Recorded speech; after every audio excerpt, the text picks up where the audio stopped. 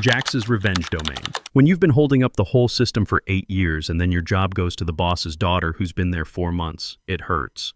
Ryan Peterson here, 49 years old, and this isn't just another work story. This is about what happens when loyalty meets nepotism and why you should always read the fine print. The emergency alert hit my phone at 2:14 a.m., temperature breach in the Memphis corridor. A shipment of pediatric vaccines bound for rural Arkansas was showing thermal deviation. 2 degrees over threshold. That's all it takes to destroy $250,000 worth of life-saving medicine. I was out of bed before the second beep, didn't need to check the manual or call anyone. I knew exactly which relay point was failing because I'd flagged it in the Q2 risk assessment that Scott Williams never bothered reading. I patched into the carrier's telemetry system, rerouted through our backup in Little Rock, triggered a cold recalibration and logged everything to the FDA registry before their compliance monitor even pinged. The whole fix took me 12 minutes. Scott called 20 minutes later, out of breath. "You saved that shipment again, Ryan. Don't know what we'd do without you?"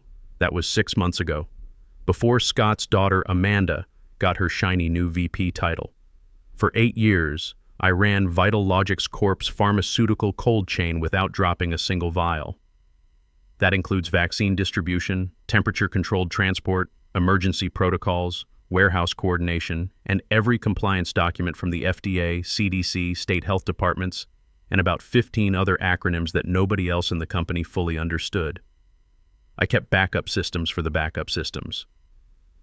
When that ice storm hit Oklahoma and grounded half our fleet, I had alternate routes mapped and running within 3 hours. When the FDA surprised us with an unscheduled audit in Phoenix, my documentation was so clean they finished early and commended our protocols. Scott used to call me his ace in the hole. But when bonus time rolled around, his golf buddies got theirs first. I got gift cards to places I didn't shop.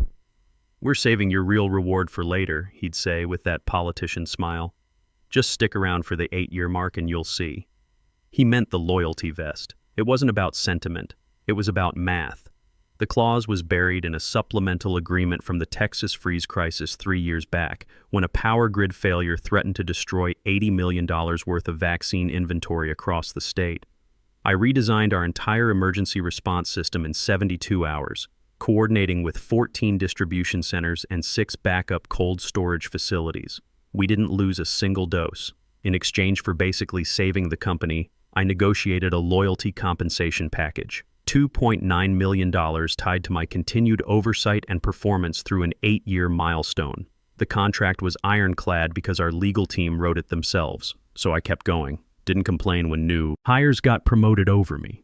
Didn't say anything when Scott started calling my methods old school in meetings.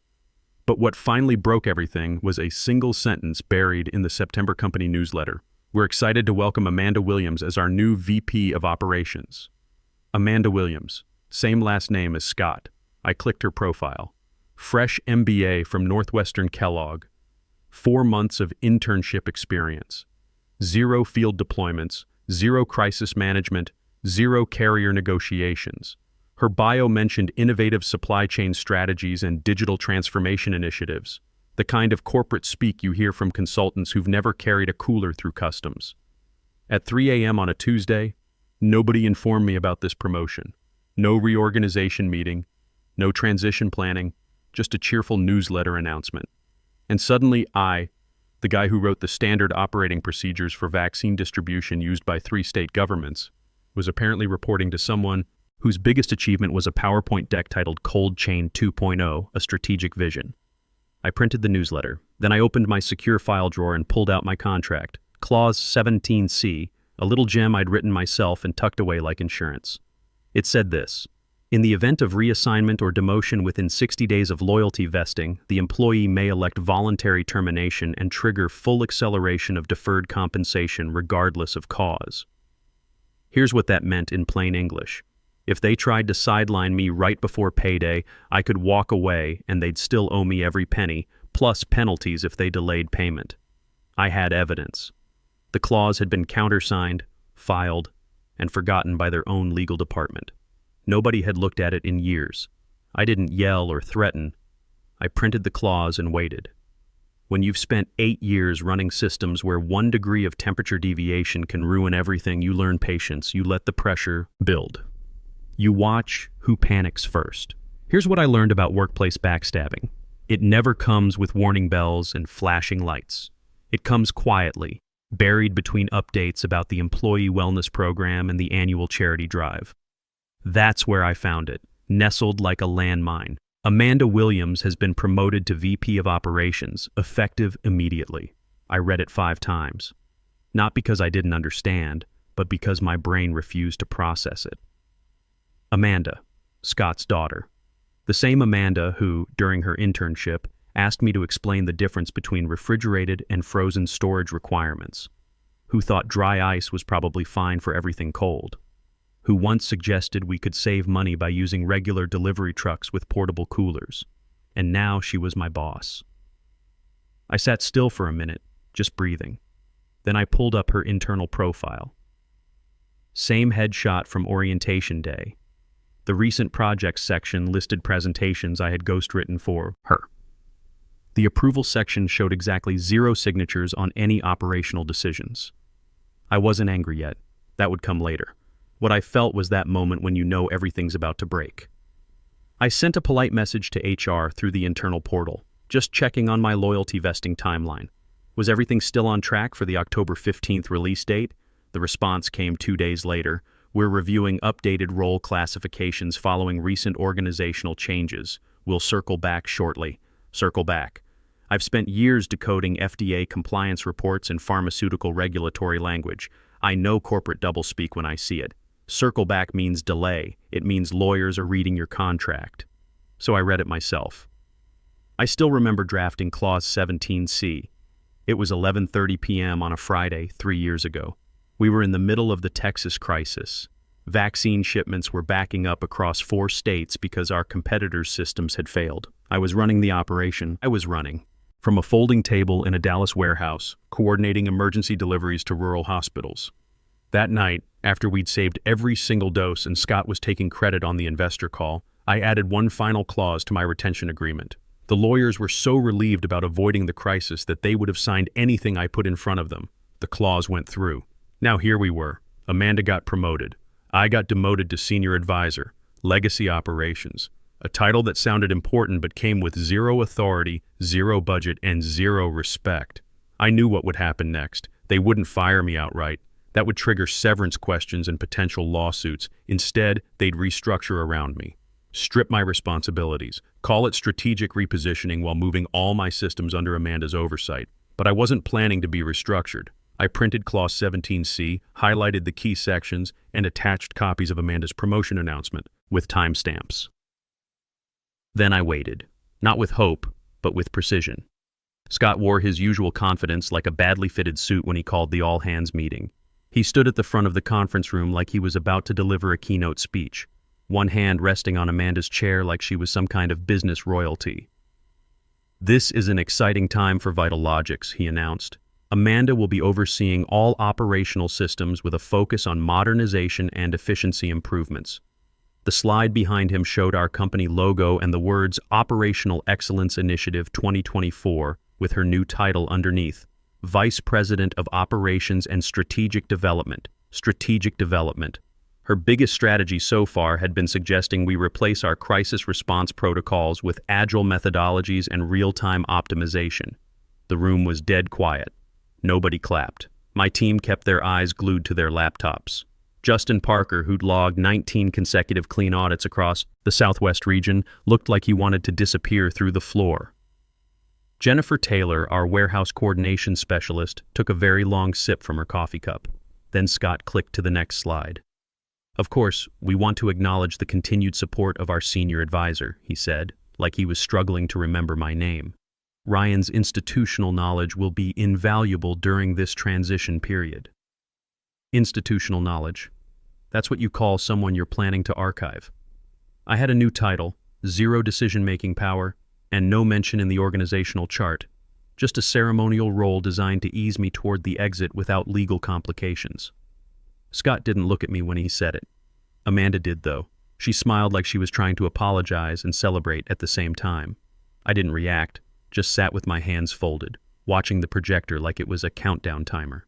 When the meeting ended, people filed out like they were leaving a funeral. Quiet, uncomfortable, No sudden movements. Scott put his arm around Amanda's shoulder and said, "Why don't you take some time to review the operational reports? I'll walk you through the implementation timeline after I talk with him." Him. Not Ryan. Not even my last name. Just a pronoun. I was already standing when he turned around, already holding the envelope. Professional letterhead, properly formatted, hand-delivered. He saw it and immediately dropped the fake warmth. "Hey, Ryan. I was actually planning to stop by your office later this afternoon. Just to chat about how we can make this transition smooth for everyone." I handed him the envelope. He opened it right there in the hallway, in full view of 2 department heads and an intern carrying a box of promotional stress balls. He read the header, "Notice of Resignation and Clause 17C Invocation." His face went pale. His voice dropped to almost a whisper. "Ryan, you're not actually leaving, are you?" I looked him straight in the eye for the first time during that entire meeting. "I am." His mouth opened. No sound came out, just this hollow intake of air like his business plan had suddenly collapsed. I turned and walked away. No dramatic pause, no final speech, just movement, clean and mechanical. Behind me, silence, the kind that only happens when pressure finally equalizes. Scott liked to think he was a master of gentle transitions, soft reorganizations that weren't technically demotions, new titles that sounded prestigious but came with reduced authority and smaller budgets. He once bragged to a vendor rep, "We don't fire people at Vital Logics, we just evolve their roles until they decide to pursue other opportunities."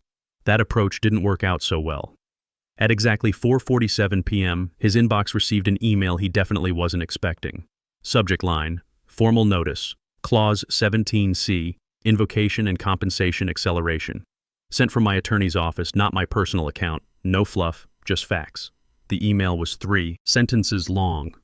"This letter serves as formal notice of voluntary resignation under Clause 17C, triggered by material reassignment within 60 days of loyalty vesting. The reassignment constitutes structural demotion as evidenced by removal from operational oversight and reclassification of authority levels. Full acceleration of deferred compensation is now enforceable per contractual terms." Attached was a 68-page documentation packet. Section 1, 8 years of performance evaluations, all marked exceeds expectations, signed by Scott himself, sometimes with handwritten notes like, "Essential to our success and outstanding crisis management." Section 2, operational audit results, clean records from every region, FDA inspection reports, state compliance certifications, 0 incident reports across 23,000 temperature-critical shipments. Average response time for emergency situations, 8.4 minutes. That statistic had been featured in our last 2 annual reports. Section 3, the organizational restructuring memo, dated and distributed through internal systems. The document that reclassified my position from Director of Pharmaceutical Logistics to Senior Advisor, Legacy Operations, explicitly removing operational authority, budget approval, and crisis response coordination, digitally signed by Scott and HR. Section 4, a little bonus I'd been saving. An internal email thread from Amanda's onboarding process. Scott had written to the VP of Human Resources, "Let's keep Amanda's initial classification simple. This is more of a family development opportunity than a traditional role.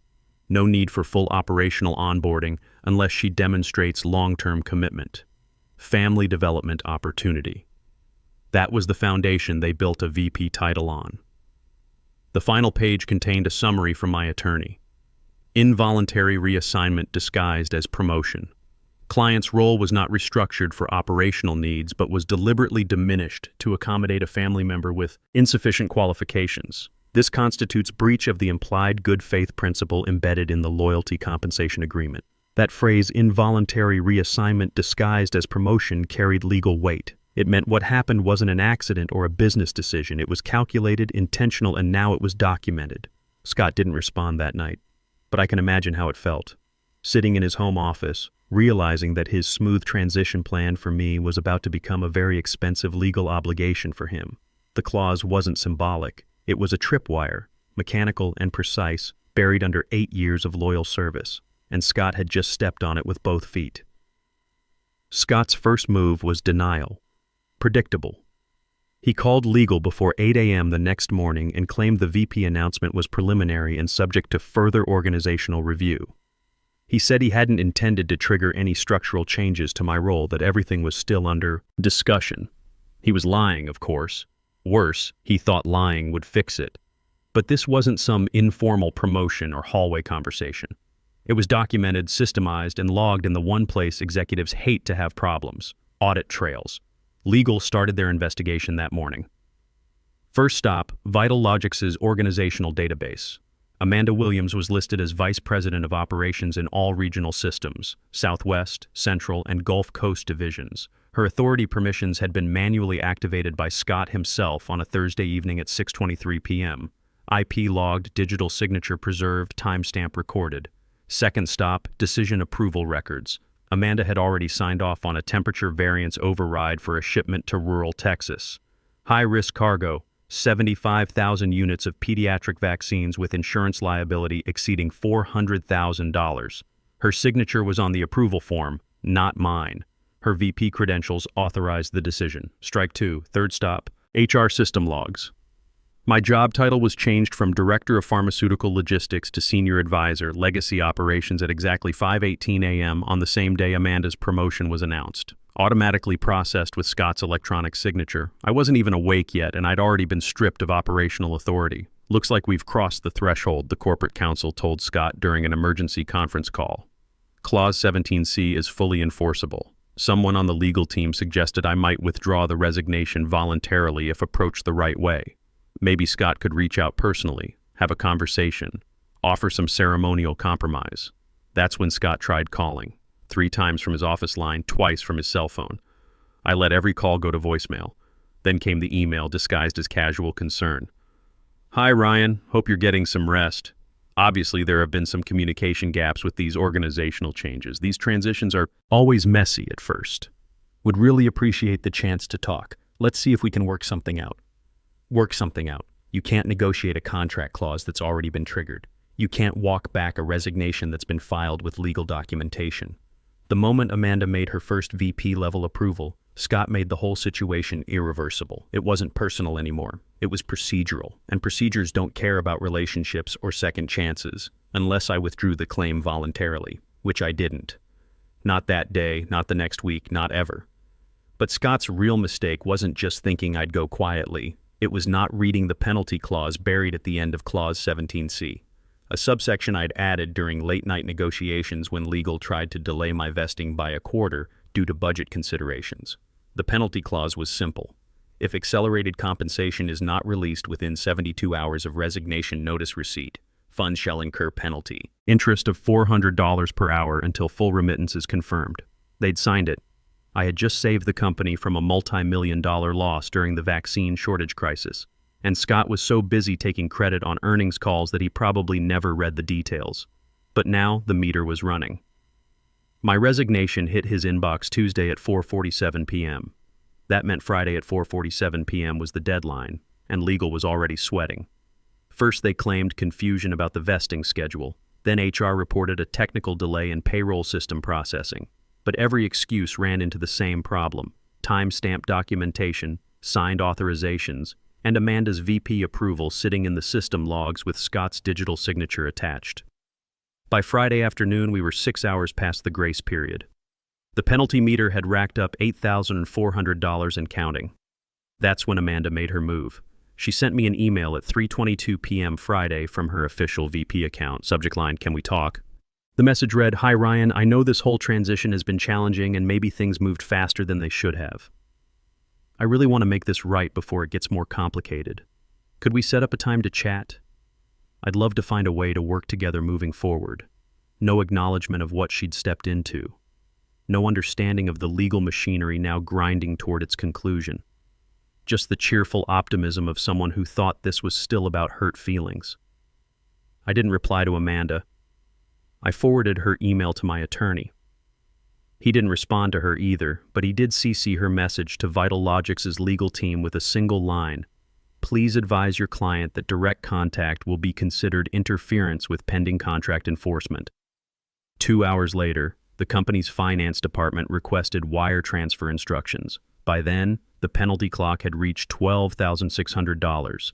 No negotiations, no payment plans, just enforcement. They wired the full amount. $2.9 million in principal plus $12,600 in penalty interest. The transfer cleared before close of business. With that, Clause 17C did exactly what it was designed to do. No threats, no arguments, just cold mechanical precision, like a temperature control system maintaining exactly the right conditions. The aftermath was swift and quiet. No press releases, no company announcements, just careful internal memos and strategic departures.